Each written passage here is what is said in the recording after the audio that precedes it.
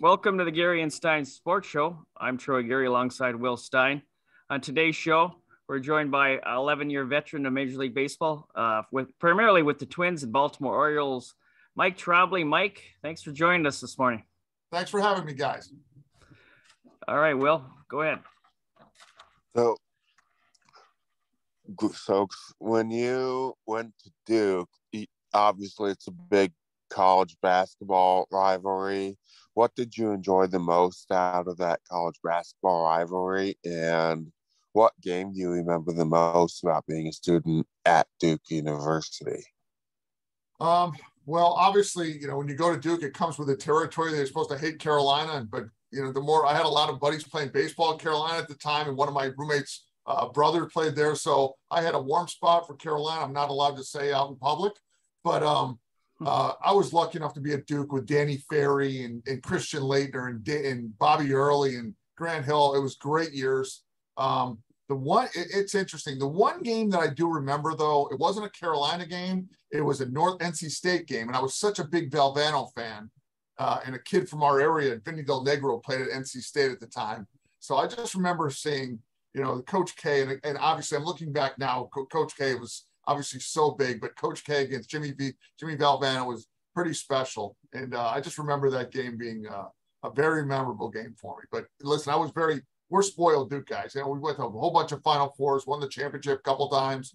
So it was just a great time. And I'm so thankful. It changed my life going to Duke University. Yeah, speaking of Duke, how did that process start? I mean, how did you choose them in the recruiting process? Well, beggars can't be choosers. I basically begged them. I'm from Massachusetts. I went to Deerfield Academy as a postgraduate year because I really wanted to go to Dartmouth, and I was going to play football and baseball there. But my advisor recommended, hey, he goes, Mike, listen, you're a pretty good pitcher. What about going south? Well, I grew up in Massachusetts. I thought south was Connecticut. So he recommended I look at Duke a little bit, made a trip down there. It was just a perfect setting, beautiful weekend. And obviously ACC baseball was incredibly good. So I put football aside and said, I'm just going to play baseball. And it was the best decision I ever made. Met my wife there. My wife ran track at Duke. And we weren't very good as a baseball team back then, but it gave me a great opportunity to play ACC baseball, which was terrific. Awesome. So let's talk a little bit about your draft experience. What do you remember most about that day and getting drafted by the Twins? I do remember I wasn't very good in college. I shouldn't say our team wasn't very good. I really wasn't very good in college. I don't know whether I wasn't a good pitcher, didn't win very much. So I didn't really understand how someone was going to draft a guy who didn't win very many games in college. But when I came home that day, and this is a kind of an interesting story, of all the teams that I think I covered, or I was a big baseball fan, I grew up in Red Sox country in Massachusetts, that I didn't really think much of the Twins. I didn't know much about the Twins other than Rod Carew, maybe. And when I was drafted by the Twins, again, beggars can't be choosers. I was very thankful and very excited, but I didn't realize at the time how important that one selection was. And I'll explain that. I was a 14th round draft pick. And again, I wasn't very good in college. I wasn't a first round draft pick. And I wasn't going to skyrocket to the big leagues in a short period of time. I needed a lot of chances. I needed some people to believe in me and understand how I pitched. But when the Twins won it, the World Series in 87 and won it in 91. And I was drafted in 89. By the time I got to the big leagues in 92, and then all of a sudden being a young player, 92, 93, 94, we weren't very good. But they gave a young pitcher like myself some second and third chances, which if we were in a pennant race, I'm not quite sure I'd get those chances. So I look back to when I was drafted in 89 of how important that was to not, I say to kids all the time, you got to stay injury free. You got to play well. You got to be a good teammate, and you need some luck. And that was some of the luck I got where we weren't consigned a lot of free agents in the mid 90s. So they gave me second, third chances. And Tom Kelly, I give him a lot of credit for sticking with me where a lot of managers probably wouldn't stick with some people, but I got some years under my belt, and I'm very thankful that I was with the Twins. So it's terrible to say, but we weren't very good, but that was good for me. Okay, your Major League debut, August 19th, 1992. What do you remember most about that day? And then the call that you're going to the big leagues? Well, I was in AAA in Portland, Oregon. Got the call. I think I was in Calgary at the time and flew to Cleveland to meet the team. And I just remember being on that mound, and my leg was shaking so bad on that mound, I thought I was going to balk. I just remember being so nervous. I have no idea how I got the ball across the plate, and just hoping that somebody, hits it at somebody else and I get him out. And I just remember it was, and again, I take it from a kid who never thought I'd play one day in the big leagues. It was a really special time, and just great memories. And you talk about some guys you're having a show, Denny Nagel and Marty Cordova, just great teammates, and I really enjoyed my time there. Go ahead, Will. Some of those memories are at the Metrodome. What do you remember most about the Metrodome? The Metrodome gets a bad rap. Now, I will say Metrodome was not the prettiest field I've ever seen, and the old turf was very fast. It wasn't a very friendly place to pitch. But for me, I threw a split finger fastball, and I needed to know what my grip was going to be like on the we have a baseball around here somewhere. But anyway, I needed to know how to grip that ball, what my grip was going to be like that day. If I pitched in Texas or Baltimore or a hot, humid place, it would have been a little different story. But in the Metrodome, 70 degrees every night, I really enjoyed pitching here because I knew exactly what my grip on the split finger fastball was going to be. And again, they just won the World Series in '91. The fans were terrific. I liked going there every day. I mentioned the Twins weren't very good in the mid-'90s, but the fans were excellent. They supported us, and I give them a lot of credit for putting up with a lot of crappy teams back then. Okay, Will, got anything else? Yeah. So with your time with the Twins, you saw the development of David Ortiz, and now that you live back in Massachusetts, that's where he became a legend. But what do you remember about his early years? I say, in a good way and a bad way, David Ortiz was a star before he was a star.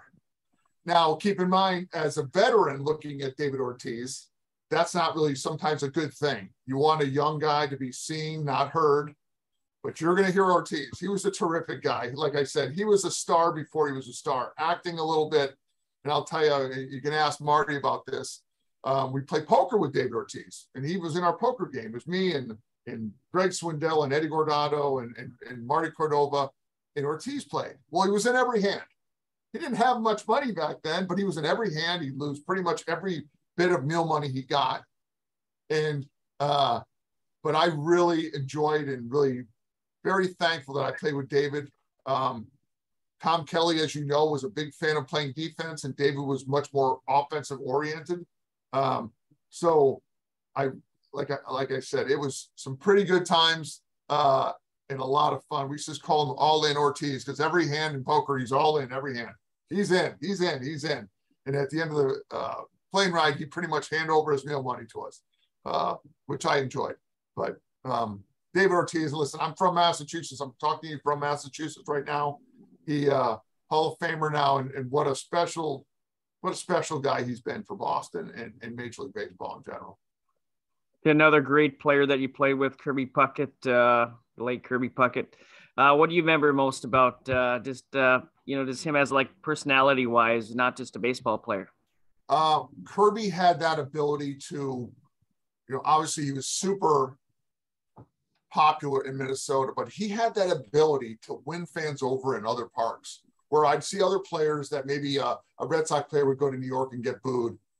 Not Kirby. Kirby had a way of winning fans over. He obviously had that famous smile of his. And I said that Kirby was about the best baseball guy that anybody could ever play with. He welcomed rookies. He got on you when he needed to get on you. He was a terrific leader, and guys rallied around him. I kind of joked that, Tom Kelly really didn't run the team. It was Kirby and the veterans who ran that team. And it was a sad story losing him so early as a young man, but and the injury, the glaucoma. But he was, I'm just so thankful that I played with Kirby Puckett. I tell the story all the time. I'll tell you, I got a cute story, and maybe somebody or on Twitter heard this story before, but when I got called up in '92, I was sitting in my locker in Minnesota, and Tom Kelly used to hand out the checks every 2 weeks, and he'd make a comment if you didn't pitch very well, like, Trombley, you don't deserve this money. But I'm sitting there at my locker with my first big league check in '92, and at the time, I didn't have any money, and looking at this major league check, thinking it's all the money in the world. Well, Puckett's walking around, and he comes over and sees me holding my check, and he says, first big league check, huh? And I kind of smiled and nodded, and I said, I was proud of myself. I said, yeah. And he looked at me and goes, hey, remember this moment. This is a big moment in your career. I'm thinking to myself, like, that's pretty solid. That's a pretty good, just come over and acknowledge me. But I thought that was pretty solid of Puckett to say that. Well, after he said it, he reaches in his pocket, takes out a wad of money about this much, and says, hey, do you want me to cash it for you? So it was just Kirby being classic Kirby Puckett.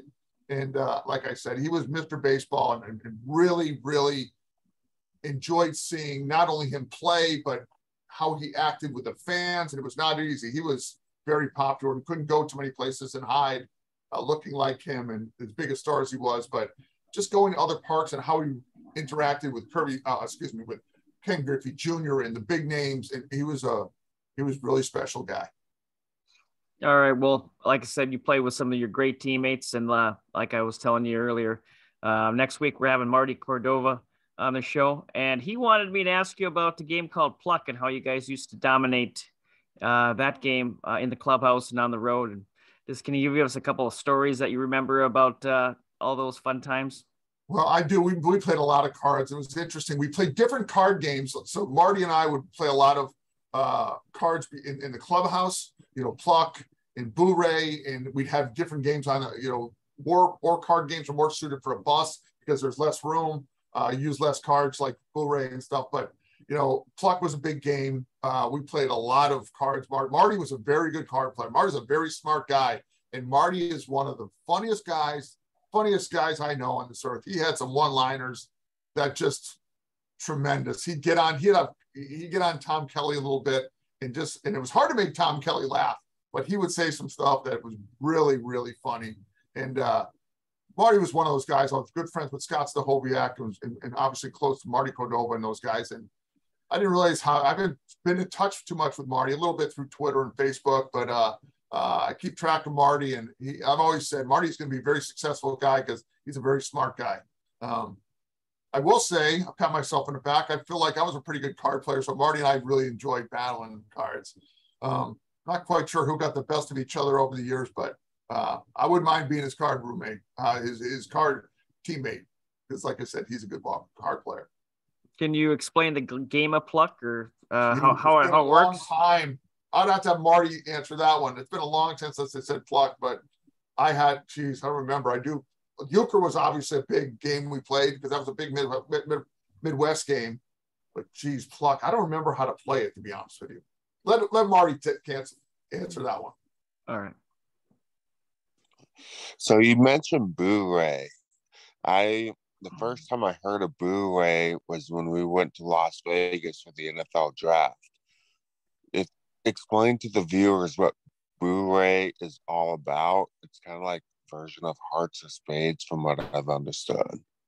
Yeah, Boo Ray was kind of a game. We used to play a lot on the bus in Fort Myers, going to different places because, like I said, you're on a bus and you only dealt certain cards, but you had hot. It's kind of like pitch a little bit where you call trump, and then you play and you put $1 in until every hand, and then the pot would build up. But if you got all the tricks, like I think it was when you got 5 cards. So if you won all the tricks, you take all the money. And then if it was split, more money would go into it. So it was pretty much a gambling game. It wasn't an ongoing thing. So it was a pot of money in there. And like I said, you only had 5 cards. You could hold them easily. You didn't really need a table to spread out a lot of cards. So you only had 5 cards in your hand at the time. So you get, you lead on an ace. Everybody have to follow suit. And then if you win that trick, you'd win, let's say 3 of the 5 tricks, and so you'd win the money. So it was a very easy game to play on the car. It was a very popular game to play on the bus because it was very easy to play. So okay, so yeah, just talk about how the transition to Baltimore. I know. Like looking back, I know the Twins said that's one thing they regret letting you leave. Just talk about the process and free agency when you were going through that, and how you chose Baltimore, or was other teams involved? And I was lucky enough. Like I said before, you know, a lot of things fell into place for me career-wise, and I'm very realistic. I was not the best pitcher in the major leagues, but I had some decent years, and I had the decent years at the right times. In 1999, we traded Aguilera to the Cubs, and I got a chance to be the closer for the Twins for about, you know, maybe half the year. And I don't know if you remember that year at all, but it's not like we were going to the playoffs, but we had a lot of save opportunities the second half of the season. So I got a lot of saves, 24 saves, I believe I had 99, and that was only in a half a season. So I became a free agent at the end of that year, and I had a lot of offers. You know, again, I'm very realistic about my ability, but I had offers from Cleveland and Seattle, Arizona, Montreal Expos. I think I had Cleveland Indians. Obviously, the Twins offered me, but it really came down to I was an East Coast guy. My little boy was 2 years old at the time. My daughter was 5. I wanted to stay on the East Coast. My family was there. So it was a good fit. And honestly, I'd be lying to say if it wasn't about the money, the Orioles offered me a 3-year deal with a 4th-year option, which a lot of other teams didn't. And it was for more money. They kind of paid me in between closer money and setup money. And, you know, and at the time, it was a big deal for me. I knew I wasn't going to possibly be around for another free agent deal. So I better get some money it sounds terrible, but I wanted to get with a team that I enjoy playing in the city. And the money was significant enough. I never wanted to leave Minnesota. Never. If Minnesota offered me anything close to what the Baltimore did, I would have stayed because I really enjoyed my time in Minnesota. I never wanted to leave there. So tough one to leave. All right, well. Gotcha. So with Baltimore, obviously you have Cal Ripken Jr. towards the end of his career. What did it feel? How was it playing with Cal Ripken Jr. during your time in Baltimore? Right. Well, a good training was Puckett. And again, I speak very highly of Kirby Puckett, but Puckett and Ripken were the two biggest baseball players that I've been around, that star aura around them. And when I went to Baltimore, obviously Cal was a really, really smart, good baseball teammate. He was just a good guy to have, but it was star-studded lineup. We had B.J. Surhoff and Brady Anderson and Albert Bell and Bordick and Cal Ripken and Delano DeShields, who was a tremendous hitter, and Will Clark and Charles Johnson. We had a really, really solid lineup, and they could put up a lot of runs quickly. And Mussina was obviously the ace of that staff, and guys like Mike Timlin and Sidney Ponson. We had some good teams. Again, I was a little, and I don't want to seem humble about this, but I'm walking to a locker room going, you know, that's B.J. Surhoff, that's Brady Anderson, that's Albert Bell, that's Cal Ripken. It took me back a little bit. You know, I'm supposed to be at the time a little bit of a veteran, but I was kind of wide-eyed kid going into that locker room. But playing with Cal was so thankful that I got a chance to play with him and Puckett and Mauder and guys like that. It was really special, really, really special. And a great baseball city too. Opening day at Baltimore, one of my most fun days in my career, because opening day in Baltimore is a lot of fun. All right. So you started out your career as a starting pitcher and then transitioned to a reliever. Did you like the idea when they first brought it up, or was it kind of like, I really don't want to do this? As a stupid young kid, I wanted to be a starter. But then I realized as I went along, I was a better suited as reliever. And you mentioned before having Denny Nagel on your show.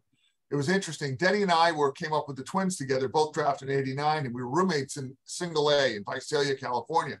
And I watched Denny Nagel throwing this fastball and this Bugs Bunny changeup. He just making guys look silly. And I messed around with a split finger fastball and a forkball in college. But once I saw Denny throwing his changeup and I saw how effective it was, I said, hey, Denny, teach me that changeup. So he taught me how to throw the changeup, and I really became a starter and using a changeup. Fast forward, I wasn't a very good starter. You can ask some Twins fans about that. So I became like a reliever and a setup man. I was better suited for that. And I actually enjoyed it more. I like the idea of going to the park every day and with a chance to pitch. And then once I wasn't a starter again, became a reliever, I started throwing the split finger fastball. And really that made my career. That was a real good out pitch for me for a couple of years. And I thank Denny all the time. teach me that changeup, because once I went to the split, and certain days that, let's say I mentioned the grip before, let's say there's a certain day I couldn't grip my split finger, I just used the changeup. So Denny helped me a lot. He was a solid guy, really, really smart pitcher. Sweet. So where'd you develop your split finger fastball?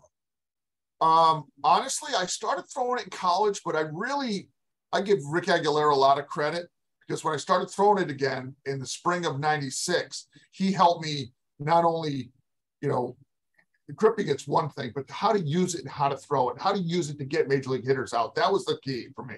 And so Rick would tell me, hey, get your fingers a little bit narrower and split them out more with 2 strikes, throw more of a fork ball at times, how to use it to get ahead of them.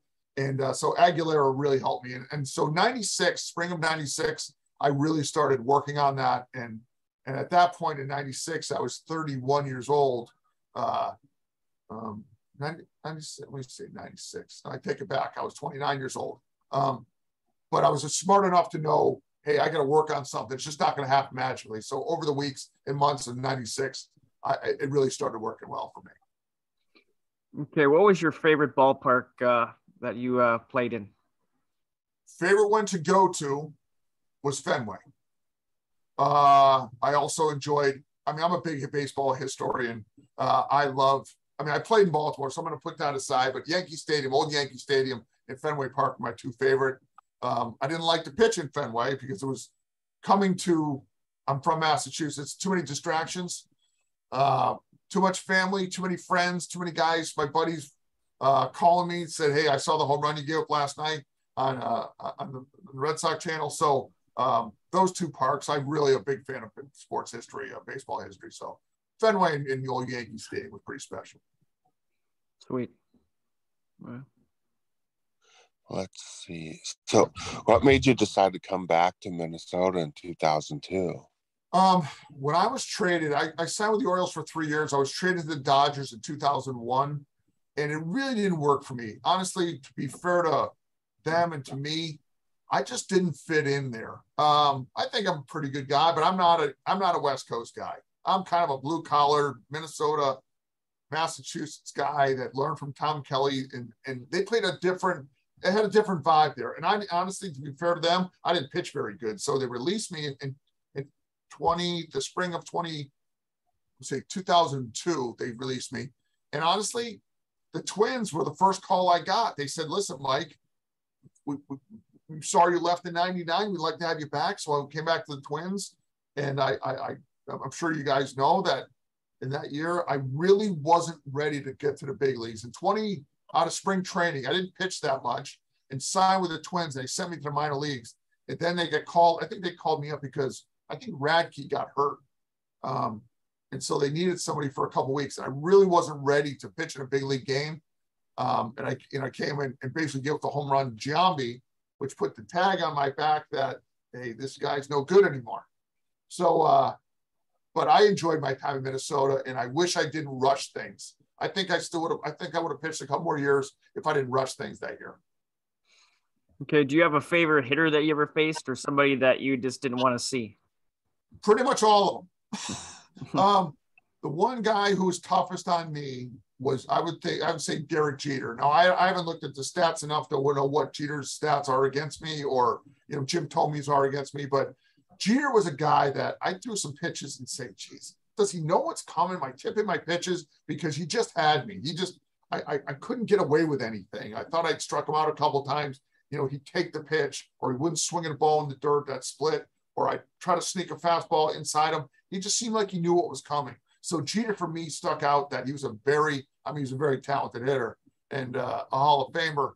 He was tough on me, but my favorite ones, golly, there's some favorite ones. I remember first time I pitched to Dave Winfield, and all I could think of was, geez, don't throw a fastball outside because I don't want him to hit a line drive back at me.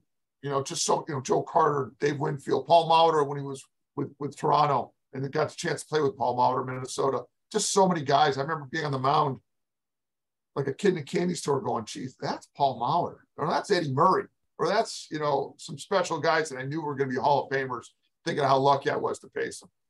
Speaking of Eddie Murray, how kind of, maybe at the time it wasn't the greatest, but to be in baseball history of giving up his 3,000 hit.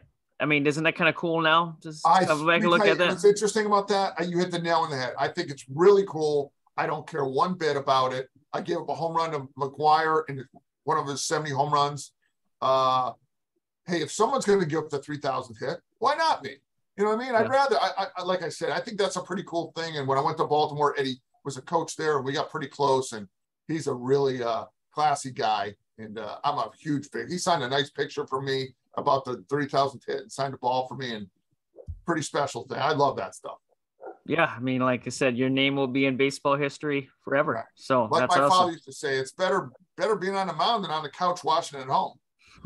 So.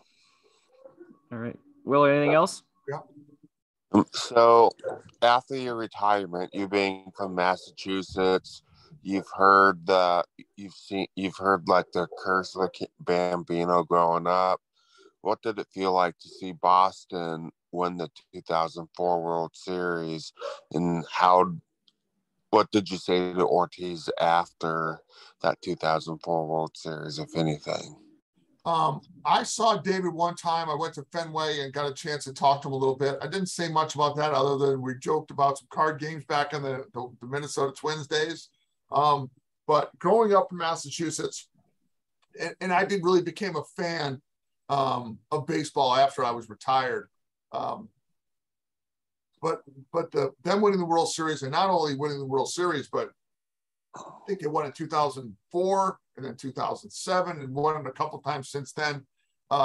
It's so much excitement here. I mean, they joke now with what curse? There was no curse. You know, they forget about that. But it was a really special time for Boston. And I'm a big fan of when the Cubs won it and the White Sox won it and obviously the Red Sox won it. I love stuff like that. I think the more notoriety and attention the Red Sox can get in teams like that, I like to see Tampa win. I like to see, some teams that, Cleveland, some teams I would love to see them win World Series. Awesome. So after your career, for the viewers that don't know or listening in, what have you been up to? And if you want to talk about the business that you have now that you've been having for a long time. Yeah, my father was a financial advisor for a long time, started our business in 1965. I joke that my wife is a CPA. She went to Duke and NYU, and my dad was a financial planner. So I didn't spend too much of my money I made in baseball. I'd asked him if I could borrow $5 for a snack. So it was, I joined, I was a financial guy. That's what I went to Duke for. I'm a financial advisor. We have our own company, Trombley Associates, out of Massachusetts. We help people manage their finances and help them retire. And I joke, I was a financial guy long before I was a baseball guy. I love it. Like I said, my dad started the business in 1965. You can go to our website and check us out. Anybody wants to retire, need some help, call me. I'm very careful about, I'm not a pushy person at all. And I don't like a salesman pushing me too hard. And I said, especially with money, I think if people definitely, and like I said, I enjoy this. I think so many people need help with money. Living should be fun, but it's challenging with kids and college and retirement and 401ks and stuff. There's a lot of moving parts, and it's really tough. I think the industry, just like in baseball a little bit, who do you trust? You know what I mean? And my father started a business that the one thing my father said, Mike, always tell the truth, always be trustworthy, when someone calls you, call them back and be accountable. And that's what we built our business on. So I'm really proud of our business here. Awesome. Anything else, Will, before we let Mike go? I just want to thank you for your time and spending a little bit of your morning with us and sharing some of your stories and all that good stuff. So thank you for spending time with us and letting us learn about yourself as a human and as a baseball player. Oh, thank you very much. And by the way, I will say this, so, going back to, you're going to talk to Marty Cordova, but I was really lucky. A lot of young players came up with the Twins, and I was one of them at the time, but meeting Marty and Rich Becker and Scott Stahoviak, and then it became Jock Jones and Torrey Hunter. I was so lucky. I didn't know. I took it for granted. I thought every team was like this. And what Tom Kelly and Ron Gardenhire built in Minnesota, that doesn't happen too often. It's really easy to have a bad clubhouse, but we had a great clubhouse. We had good, solid guys. They drafted good guys. I don't know what was in the water, but they taught us how to play the game the right way. And I thought it was that way all over Major League Baseball. It wasn't. And so the Twins were a really special place. And I'd like to get Marty's thoughts on that, because I really enjoyed my time in Major League Baseball with those guys. Awesome. Well, I appreciate you joining us again, Mike. Our podcast is available on Apple, Spotify, and Anchor for those listening, and the Sideline Sports Network. It'll be up in a couple hours, Mike. So if you want to check it out, that'd be great. We'll definitely ask Marty tomorrow or next week about those some of those stories that you're talking about. So yeah, tell him how to describe Pluck, because I don't remember. I'm getting old, 55 years old. I'm losing it. All right. Thanks a lot, Mike. Thank you, guys. Have a good day.